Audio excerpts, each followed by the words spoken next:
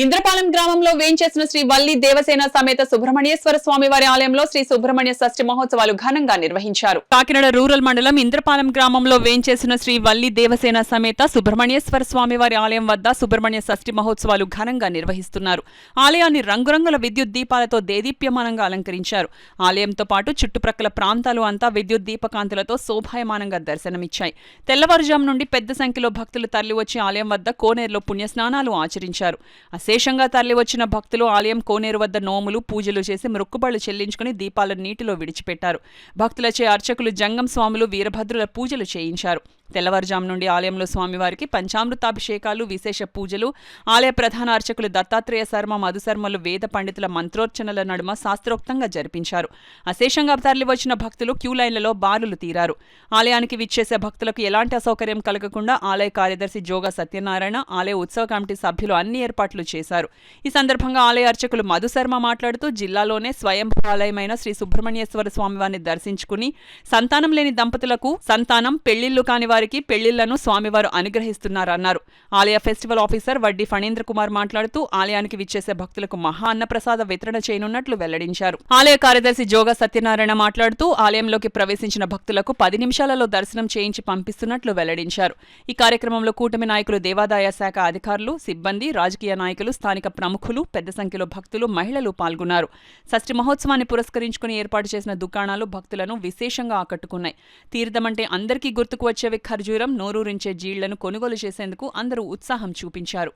ఈరోజు సుబ్రహ్మణ్య షష్ఠి సందర్భంగా కాకినాడ జిల్లా కాకినాడ రూరల్ మండలం ఇంద్రపాలెం గ్రామంలో శ్రీ మందేశ్వర సుబ్రహ్మణ్యేశ్వర స్వామి వెలిసి ఉన్నారు. ఇక్కడ రాత్రి 2 గంటల నుంచి, తెల్లవారుజాము 2 గంటల నుంచి మనకు భక్తులు జనసందోహంగా ఎక్కువ వస్తున్న కారణంగా మనకు భక్తులకు కావాల్సిన అన్ని ఏర్పాట్లు కూడా ఈఓ గారు, మేము, సిఎఫ్ఓ, నేను మొత్తం ఈవోలు అందరూ కలిపి మా డిప్యూటీ కమిషనర్ గారి ఆదేశాల మేరకు ఈ యొక్క షష్ఠి కార్యక్రమాన్ని సక్రమంగా నడిపిస్తున్నామండి. ఎటువంటి ఇబ్బంది లేకుండా క్యూ లైన్స్ కూడా పకడ్బందీగా 30 రూపాయలు, 50 రూపాయలతో అన్ని సక్రమంగా జరుగుతున్నాయి. అలాగే 10:30 నుంచి మేము అన్నదానం కూడా ఏర్పాటు చేయడం జరిగింది. అందరూ ఈవోలు కూడా సపోర్ట్ చేస్తున్నారు. డిప్యూటీ స్టాఫ్ కూడా డిప్యూట్ చేశారు మాకు, డిప్యూటీ కమిషనర్ గారు. ఇక్కడ అంతా కూడా సక్రమంగా జరుగుతుంది. భక్తులకి అన్ని సౌకర్యాలు కూడా దేవస్థానం తరఫున ఏర్పాటు చేయడం జరిగింది. అదేవిధంగా మా దేవాదాయ శాఖ డిప్యూటీ కమిషనర్ రమేష్ బాబు గారు కూడా గత 4 రోజులుగా దేవాలయాన్ని సందర్శించి కొన్ని సూచనలు చేయడం జరిగింది. భక్తులకు ఏ విధమైన అసౌకర్యం కలగకుండా ఏర్పాట్లు చేయడం, క్యూలైన్స్ ఏర్పాటు చేయడం, అలాగే కార్పెట్లు, అలాగే టెంట్లు కూడా ఏర్పాటు చేశాం.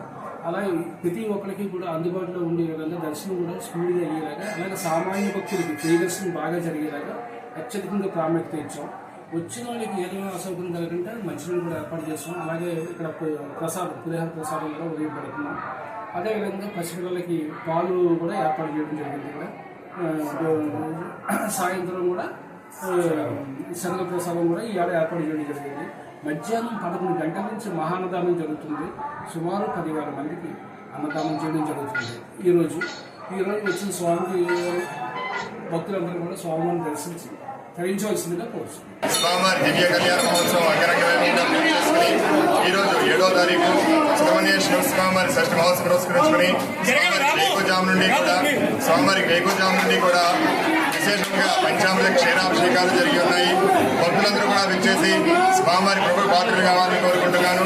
అలాగే మహావైభవంగా జరుగుతున్నటువంటి ఈ పండుగకి కమిటీ వారు, దేవస్థానం వారు కూడా విశేషంగా అన్ని విధాలుగానే భక్తులకు ఎటువంటి ఇబ్బంది లేకుండా ఈ పర్యవేక్షించి భక్తులకి సహకరించే విధంగా ఏర్పాటు చేసి ఉన్నారు. వారి భక్తులందరూ కూడా విచ్చేసి స్వామివారిని దర్శించుకుని తీర్థ ప్రసాదాలు పుచ్చుకుని, అలాగే సాయంత్రం జరిగే తీర్థాన్ని కూడా స్వామివారిని వీక్షించవలసిందిగా కోరుతున్నాము. సర్వేజన సులభ